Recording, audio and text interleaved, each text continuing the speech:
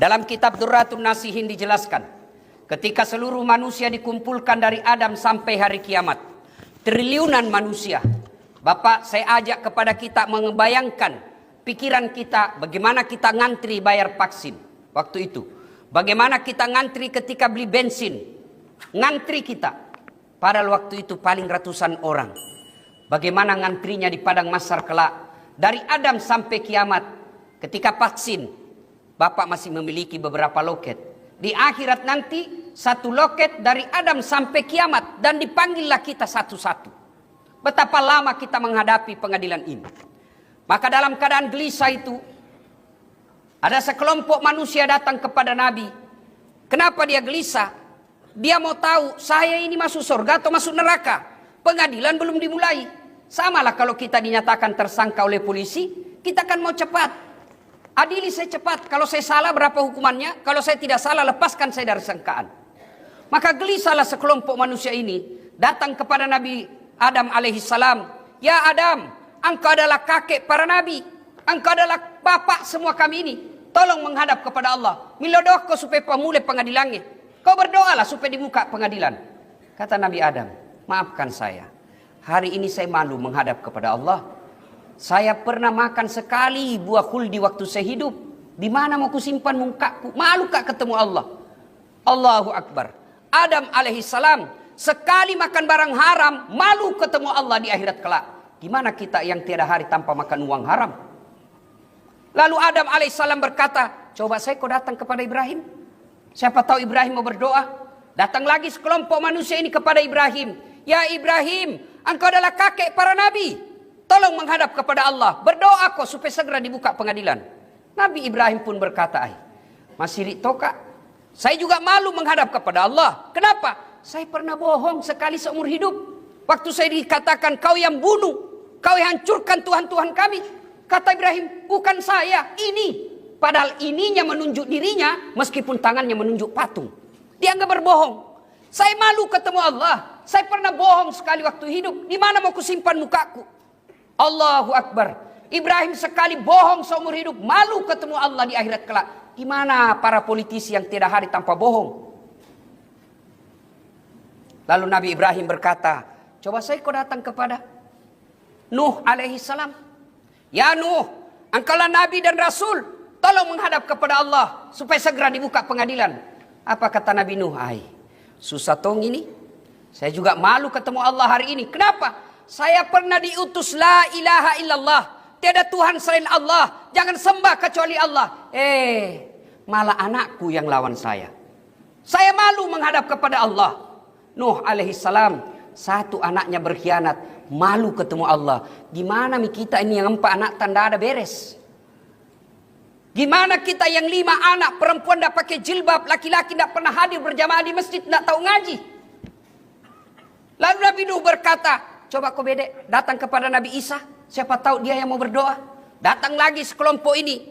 Ya Isa, engkau adalah pengajar cinta kasih. Tolong menghadap kepada Allah. Dibuka pengadilan. Kata Nabi Isa, masih rito kak iya. Magai, pernah kak disembah jadi Tuhan. Saya malu menghadap kepada Allah. Lalu Isa alaihissalam berkata, coba kau kepada Muhammad sallallahu alaihi wasallam, penghulu para nabi. Lalu datanglah sekelompok manusia ini menghadap kepada Nabi Muhammad. Ya Muhammad, engkau adalah kekasih Allah yang selalu digandengkan dengan namanya Allah, yang tidak diciptakan langit dan isinya kecuali perhamsaan Allah kepadamu. Tolong saya, kau yang menghadap kepada Allah, berdoa supaya segera dibuka pengadilan. 4 seniornya semua mengarah. Mulai dari Adam semua malu. Mendengar ini Rasulullah tersenyum dan berkata, tanam aku. Di sini berlaku mujizatku. Di dunia ada mujizatku berupa Quran. Di dunia ada mujizatku tanganku keluar jari-jari air ketika orang mau wudu. Di dunia mujizatku saya dilindungi oleh awan ketika berjalan. Ini lagi ada mujizatku satu. Apa itu? Allah dengarkan doaku hari ini. Di mana seluruh makhluk tidak ada didengar doanya. Hanya saya yang didengar doaku. Ini syafaatku yang terakhir. Lalu Nabi berkata, tenang kalian, saya menghadap kepada Allah. Datanglah Rasulullah menghadap kepada Allah. Ya Allah, kami sadar banyak maksiat dan dosa. Tapi kami juga sadar Engkau Maha Pengampun dan Maha Pengasih. Atas nama pengampun dan pengasih-Mu ya Allah, kami mohon kepadamu, Ya Allah, tabukkan ni kasih pengadilannya. Lalu Allah mendengar dari aras, ya Muhammad, kau bangkit dari sujudmu. Hari ini aku kabulkan doamu. Malaikat, siapkan segala sesuatunya. Pengadilan kita mulai hari ini. Ketika Nabi ceritakan ini, datanglah sahabat berkata, ya Rasulullah, luar biasa syafaatmu waktu itu. Syafaat ini kira-kira kalau di kantor rekomendasi, kata belece, nota. Ya Rasulullah, luar biasa syafaatmu waktu itu. Apakah semua ini kami umatmu dapat syafaat, otomatis mendapat syafaatmu? Kata Nabi, dek, angka syarat nambo. Tidak, ada syaratnya. Sahabat bertanya, apa gerangan syaratnya? Kata Nabi, 2 ji. Allahu Akbar. Cuma 2 syaratnya Pak, lebih banyak syaratnya jadi caleg. Lalu kata sahabat, apa gerangan syaratnya ya? Ya Rasulullah, 1, aqimis salah. Tetongangi sampajangnya, dirikan sholat. Jadi jika saudaraku ingin mendapat pertolongan dan bantuan dari Rasulullah sallallahu alaihi wasallam kelak di akhirat, maka dirikan salat. Salat ini penting. Dia ibarat alat elektronik barcode. Coba Bapak kalau beli sekarang, kan itu ada barcode di. Kalau dicek barcode-nya tidak nyala itu, berarti tidak terdaftar. Bapak kalau hari Jumat saja datang sholat, paling terlambat datang, paling cepat pulang, orang khutbah Bapak tidur, hati-hati Pak. Kenapa ini sholat penting? Coba Bapak lihat, perintah-perintah syariat Islam yang lain, ayat saja turun. Allah perintah haji, ayat saja turun. Allah perintah puasa, ayat saja turun. Allah perintah zakat, ayat saja turun. Tapi ketika Allah perintah kita sholat, tidak cukup ayat turun. Panggil Muhammad, datang menghadap kepada Allah, ditemani 4 malaikat, ketemu langsung dengan Allah. Lalu Allah berikan perintah sholat. Dari cara penerimaan sholat saja, dia sudah spesial.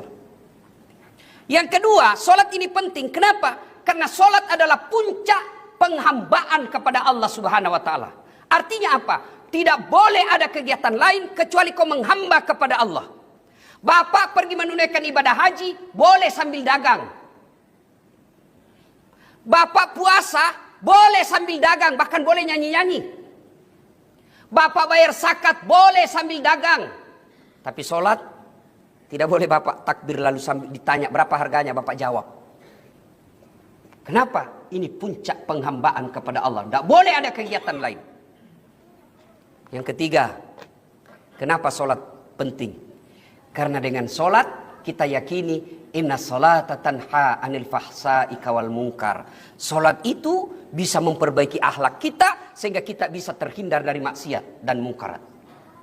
Sidang Jumat yang saya muliakan, syarat pertama sholat kalau mau mendapat syafaat dari Rasulullah Muhammad sallallahu alaihi wasallam. Tanpa sholat cerita, tidak akan ada password, barcode bagi mereka yang tidak mendirikan sholat. Coba mereka yang selalu terlambat sholat Jumat, hafal mukanya Pak, hafal. Dia tonji itu Jumat lalu, dia juga itu Jumat akan datang. Selalu terlambat. Selesai langsung lompat. Apakah susahnya selesai kita sholat? Tinggal sejenak, 5-10 menit, zikir, meminta kepada Allah. Karena hari Jumat adalah hari yang mulia. Coba Bapak tengokkan sebentar, naik menghadap ke atas. Lihat itu Asmaul Husna yang ada di atas kita. Semua bagus namanya Pak. Tapi kita lebih senang datang menghadap kepada manusia. Berhadap kepada manusia. Yang manusia kita minta, iya dalam hatinya, tidak bisa kau bantu. Bapak minta kepada manusia, Ustaz, kasih ke HP-mu. Tidak mungkin saya kasih Ki. Kenapa? Karena saya juga butuh handphone. Tapi minta kepada Allah, apapun yang Bapak Ibu minta, pasti Allah kasih selama apa yang Bapak minta itu mampu dipikul. Tapi syaratnya, tetongangi sampajangnya, dirikan sholat. Tidak mungkin doa dan ibadah yang lain Allah kabulkan ketika kita tidak mendirikan sholat. Kenapa ini sholat penting? Karena dia tanda keislaman kita. Bahkan Rasulullah Sallallahu Alaihi Wasallam menjelaskan batas antara kekafiran dan keislamanmu adalah sholat. Ketika kau tidak sholat, kau kafir di hadapan Allah. Dan buka surah Al-Fat. Muhammad dan Rasulullah. Walladzina ma'ahu asidau 'alal kuffar ruhama'u bainahum tarahum ruk'an sujada yabtaguna fadlan minallahi wa ridwana fimahum fi wujuhihim min asari sujud ila akhir ayat. Tanda orang Islam, kalau dia mengaku Islam kata Allah, ruk'an sujada. Kamu lihat mereka sujud, ruku dan sujud. Artinya tidak sholat. Sepakat para ulama, orang yang tidak sholat kafir.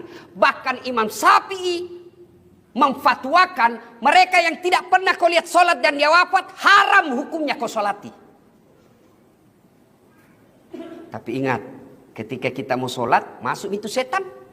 Sebentar pi, masih lama khutbah, nanti pi. Begitu kita mau sholat, mau ambil wudhu, setan. Kenapa? Karena setan, kalau kita mau puasa, nah bilang puasa mako Ramadan. Haji mako kalau perlu tiap tahun pi umroh. Tapi ketika tidak sholat, tidak ada semua gunanya kebaikan yang pernah kita lakukan. Maka setan berupaya menggagalkan ketika kita mau sholat. Karena ketika tidak sholat, sia-sia semua amalnya. Yang kedua, kata Nabi, kalau kau mau mendapat syafaatku, banyak-banyaklah menyebut namaku. Bersalawat kepada Rasulullah Muhammad Sallallahu Alaihi Wasallam. Coba lihat istimewanya ini salawat, Pak. Allah perintah sholat, tidak pernah kita dengar Allah sholat. Allah perintah kita puasa, Allah tidak pernah menunaikan ibadah puasa. Allah perintah haji, tidak pernah Allah menunaikan ibadah haji. Tapi ketika Allah perintahkan kita sholawat, dengar firman Allah, Innallaha wa malaikatahu yusalluna 'alan nabi. Ya ayyuhalladzina amanu sallu alaihi wa sallimu taslima. Sesungguhnya Allah dan para malaikatnya bersalawat kepada Rasulullah Muhammad sallallahu alaihi wasallam. Maka adik-adikku sekalian yang pakai warna-warna putih, yang kalian lagi menuntut ilmu, yang kalian lagi belajar, jangan lupa setiap kau mau mulai pelajaranmu, bersalawatlah kepada Rasulullah Muhammad sallallahu alaihi wasallam. Sebut Nabi sebanyak-banyaknya. Maka itu akan memudahkan ilmu masuk dan akan memperbaiki akhlakmu dengan ilmu yang kau miliki. Ada yang tanya, Ustadz, saya sudah lama berdoa. Kenapa doaku tidak dijabah padahal saya sudah sholat? Begitu saya tanya, kau bersalawat enggak kepada Nabi? Wah, ini yang baru saya tahu. Itu sebabnya. Salawat, passwordnya doa.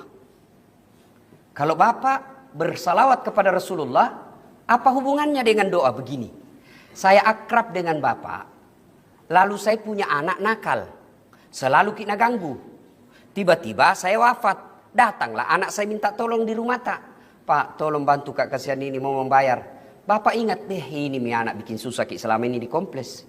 Nggak pernah kita kasih tenang tidur. Bapak tentu nggak mungkin saya bantu. Datang istri tak. Pak, jangan kau tahu lihat itu anaknya. Ingat kau bapaknya. Das atlatif itu bapaknya, kasihan baik kau sama kau dia toh.